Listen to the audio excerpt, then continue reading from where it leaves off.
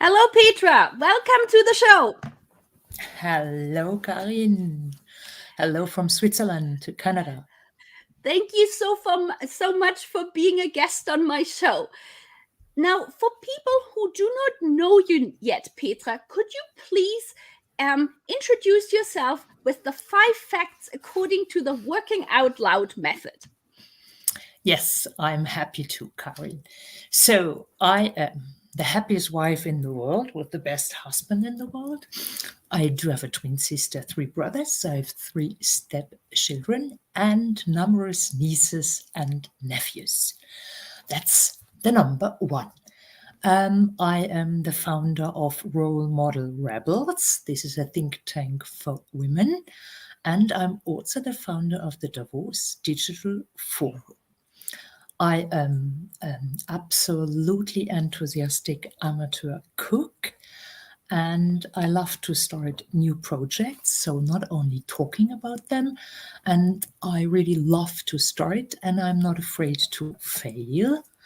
And yeah, what I love in life is networking, building and sharing networks, and then of course supporting each other. And I think this is also an important source of my inspiration from other networks. And my link to Canada, Karin, I don't have one. However, I love music, and therefore I consider, this is my link to Canada with music. This is Celine Dion. It is also Joni Mitchell, as you see, and the names. I'm a little bit older than the average is. And of course, Leonard Cohen, and with his super song, So Long, Marianne. Thank you so much for introducing yourself. And yes, I'm a big fan of Leonard Cohen as well. Now, Petra, you mentioned you established recently Role Model Rebels. And you said one of the goals for doing this is to create mentorship and networking for women. And that was something you didn't have when you started off as a lawyer. So I'm curious, how did you actually decide to become a lawyer? Quite honest, I was 18, 19, as maybe a lot of people today. And at that age, normally you have no clue what you really want to do. And also, I had no role model. There was basically no one who tell me do this or that. However, and I was just like born and raised in a small region in Germany.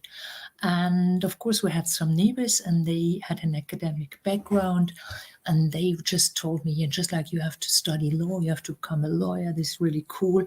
And this is basically how I started studying law, but it was not driven by any, let's say, one of my desires, because I was totally clueless. And so, reflecting back on the way you basically decided this, what would you have liked to have known at that point? To be quite honest, I really had no idea in the end how, let's say, what a lonely study this is, how lonely you are. You are sitting there reading book, looking at books. And also, for me at least, it was very boring, because in these times, as a career objective, you could become a lawyer, a judge, a corporate lawyer. And you know what? There were not opportunities like today, what you can do with law today. I, of course, consider this all totally different. However, in retrospect, for me, it was not really the right decision, because I was always a very creative and very, let's say, STEM-driven lady. I would have loved to study architecture or mathematics or industrial architecture, but you had no idea, and especially as a woman, what do you do as an industrial architect? There was no role model for that. And therefore, I think it's so super important that today we are so many, and we are so many women in really impressive positions, and we can be a role model. So, to be quite honest, if someone would have told me, if you study law, you can do this and this and this, and if someone would honestly told me it can be very boring, etc., I don't think I would have studied law. However, today I'm happy that because it's also a fundament of a lot what I'm doing today. Thank you so much for giving this advice to all of our viewers and listeners. And also, I would like to say hello. We just had a comment from somebody. It's unfortunately it just says LinkedIn user who is saying hello to us. We don't know from where that person is. It would be interesting if that person could tell us where they are listening and watching us right now.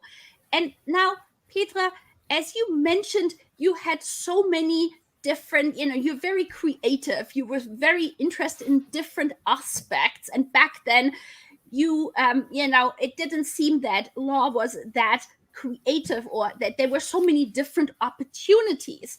So when I was doing research on you, you had mentioned in a podcast that sometimes you were actually envious towards somebody who was more, I would call them like very focused on one direction rather than a generalist. And so for especially young professionals and viewers who might be watching us and listening to us, who may feel very similarly, that they don't maybe know immediately after they finish their degree, or they are early into their career and they don't know, what should I be doing? What direction should I be focused at? What advice would you give them based on your own career?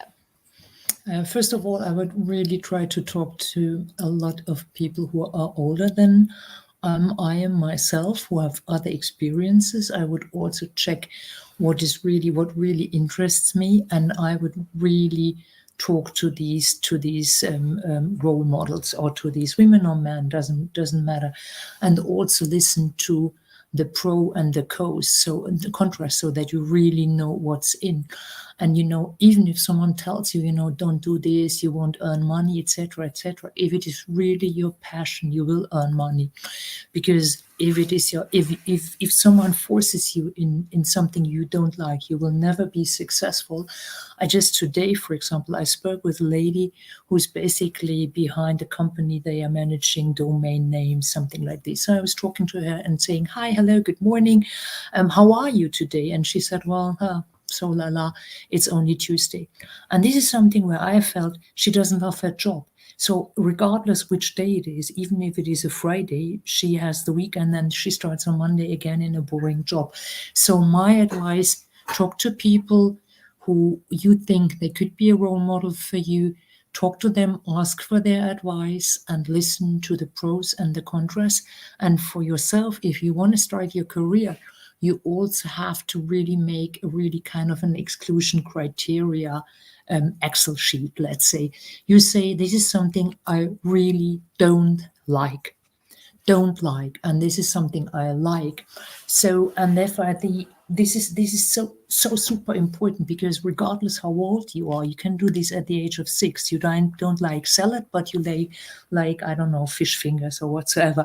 So this is a criteria as you can define by yourself, and that is super important. You have to be crystal clear, and of course there is never only beauty in what you do, but you can reduce the amount of stuff you don't like to, and therefore it is necessary in my eyes to start with a criteria list. This is what I like, this is what I don't like, and take it from there.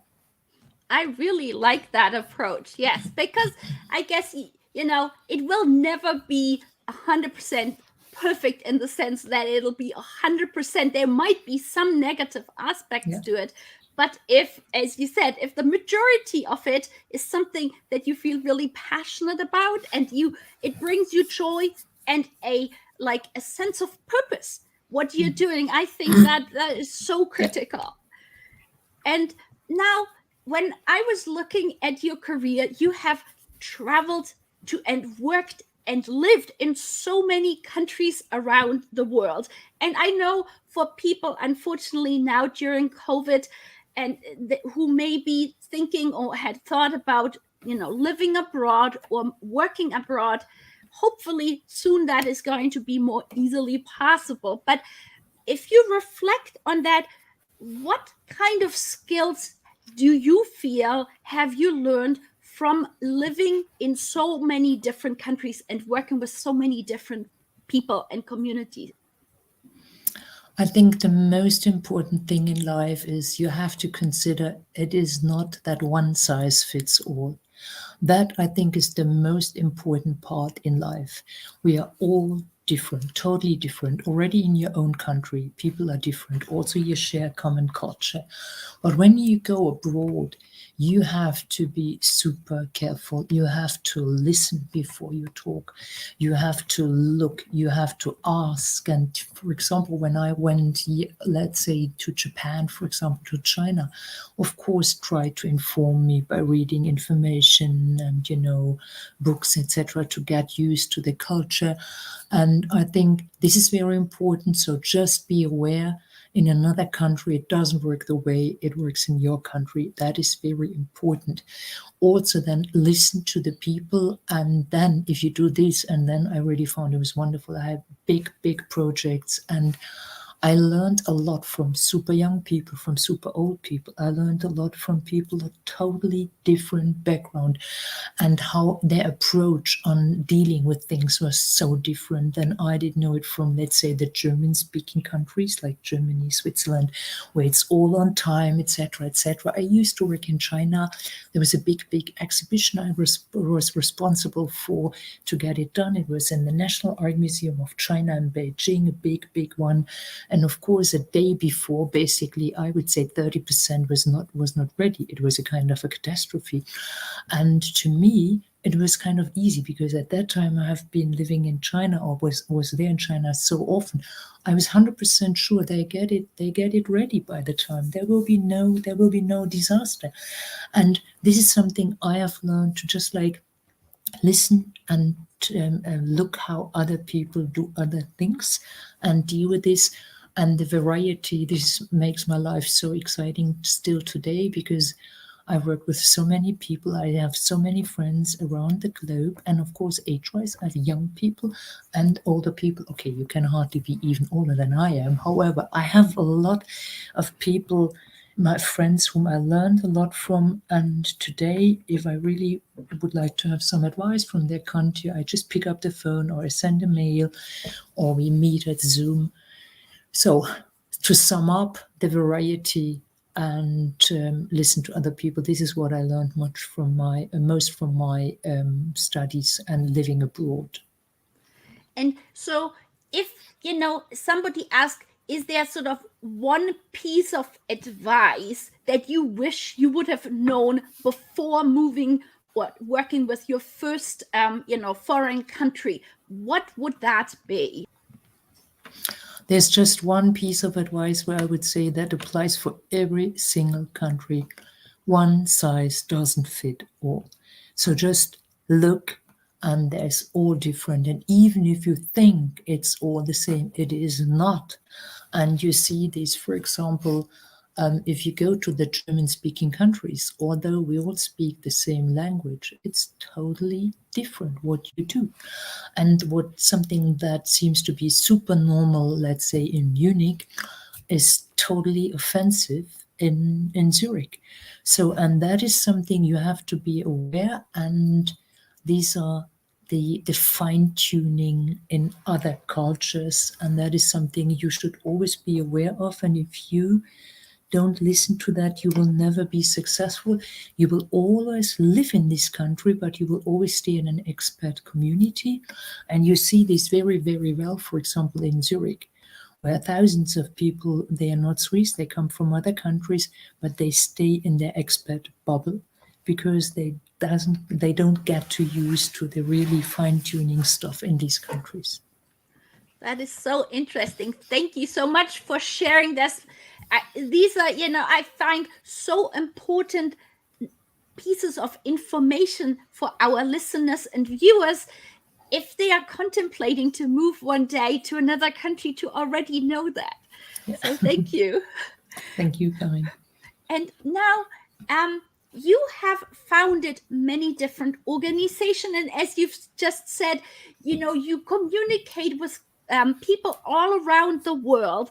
And what I'm curious about is, looking forward, maybe in the next 5 or 10 years, with all of the knowledge you have now, what do you feel, if you had to advise a young professional, what are the skills that you feel become more and more important over time?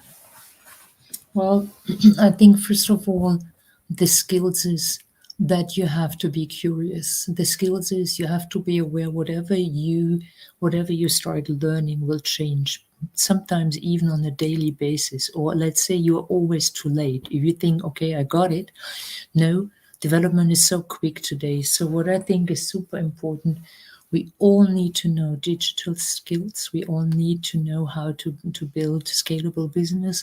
We all should also know how to interact in a world where we basically don't know each other. So I don't know your listeners. I have no idea who is listening. However, you should know how to position yourself, how do you do your own branding and marketing in a way that it is accepted by many people. And therefore, I think this is something what is important, and also, of course, what is important, position yourself in the right networks. That I think is super, super important. If you don't have the right networks, if you do believe you live in a city and that's enough, I would say you will be proven wrong very short because times are changing, and therefore, so I think learn digital skills, stay curious, and enjoy learning because it's so much fun, and stay this lifelong learning. This is something I love, the idea, and I'm the best example that this is possible. Thank you so much. And I was just about to ask you an it's possible statement, and you just, told me this. Is there any other it's possible statement you would like to share with our listeners, as this is our theme for the Canada Career Month?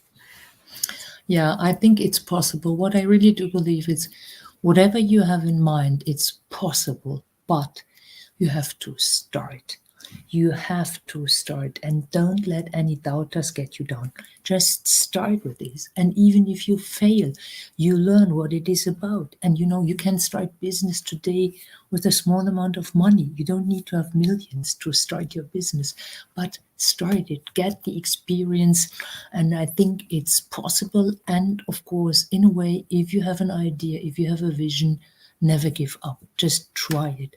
You will not be successful in the first run.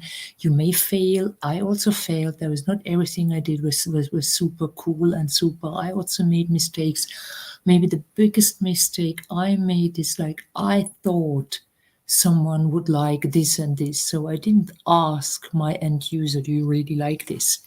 And even today, I'm running this Role Model Rebel, big network think tank, and I drive the content. I'm very content driven and life, but I also see that a lot of people also like soft topic, like group coachings, how to re-entering the work market, what do you do, etc., etc.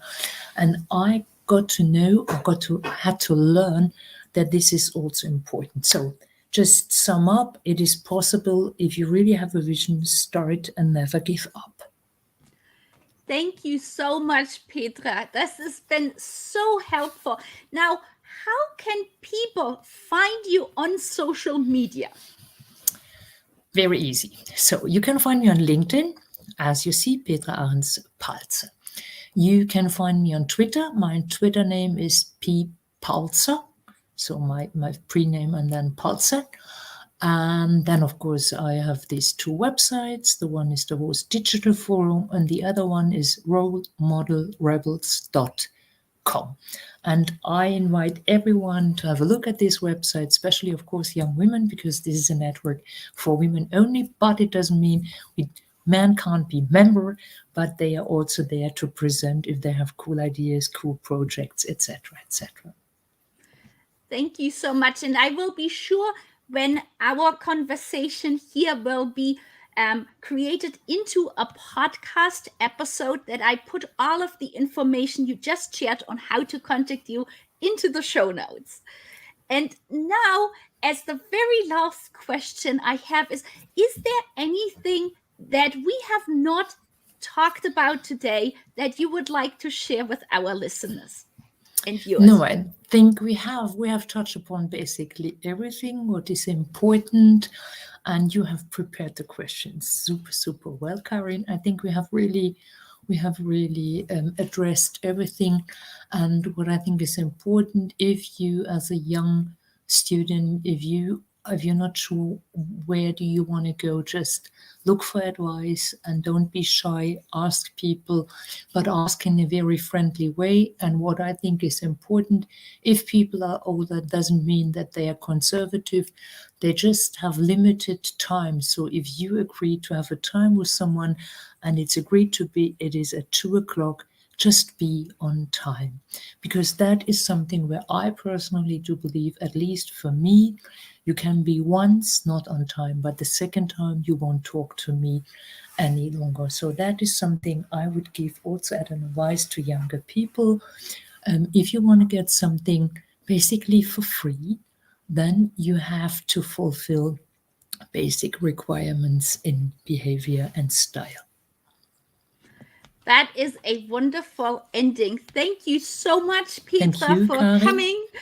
It was really nice. And what I will do is just show a quick way how people can sign up for the podcast. So in the future, when this is going to be a podcast episode, they know how to listen to it.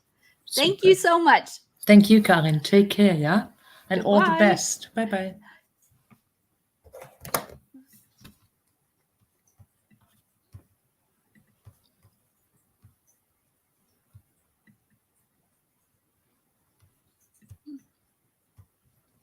So, it's I'm trying to end it.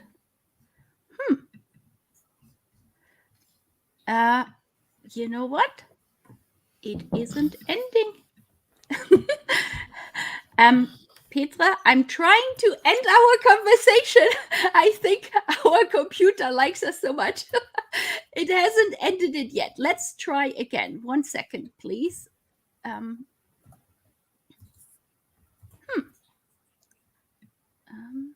I'll drop out anyway. Okay, I think maybe that's the easiest, Petra. I don't know. That's Sure. a first technical issue I've ever encountered that I can't Okay. actually finish it. Okay, goodbye, Petra. Bye.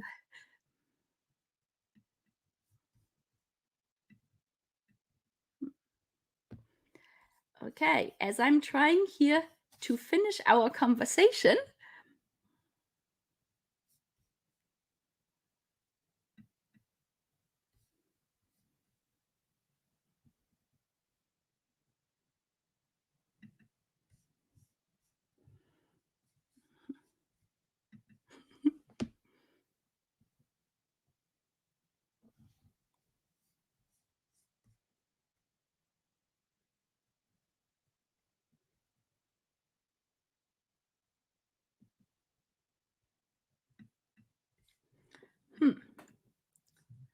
I am not sure. Let me see why it doesn't. Let's test one thing.